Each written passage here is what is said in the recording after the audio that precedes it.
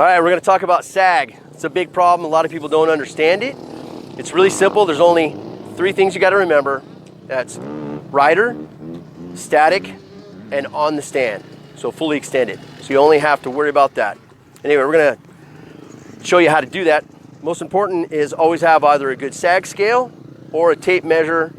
I recommend doing metric. Metric's always a good way to go because it's easy to figure it out. It's all in tens.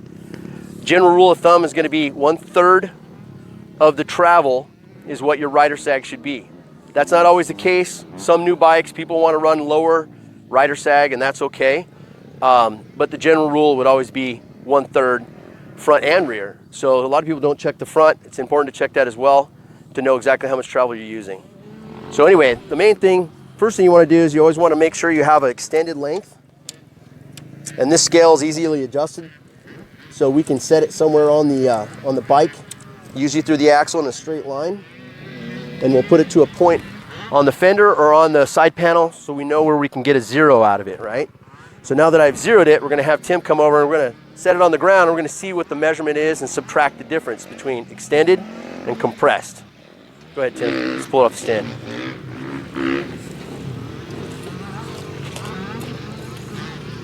All right, so it's important to have the rider sit on the bike.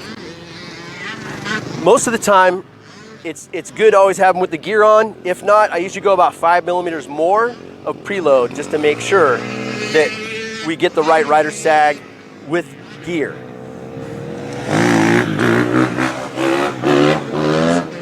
So you go back to the same spot you measured before with the rider sitting on the pegs, sitting in his normal riding position in an upright, comfortable spot.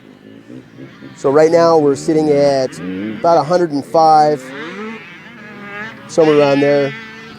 Okay, so you subtract the difference and that's what it's going to be. It's going to be 105. This bike sits a little bit lower. Tim likes to run the lower sag.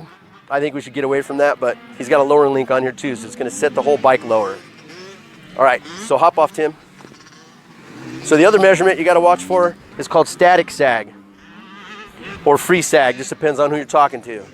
So that's where we just push on the bike one time, let it settle, and then we're going to measure that measurement one more time. Same spot. The difference is going to be from 0 to whatever the free sag is, and we're looking at about 35 millimeters of free sag.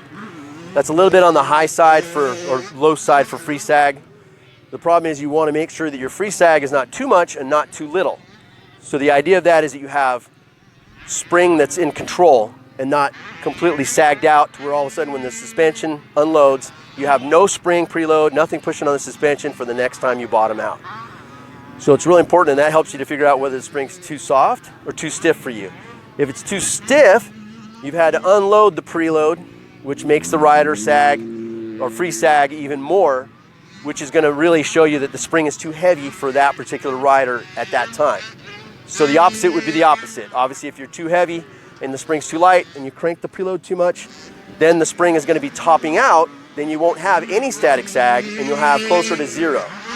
So anyway, that's a simple way to adjust your suspension sag. There's a lot more to come. That's just the first step.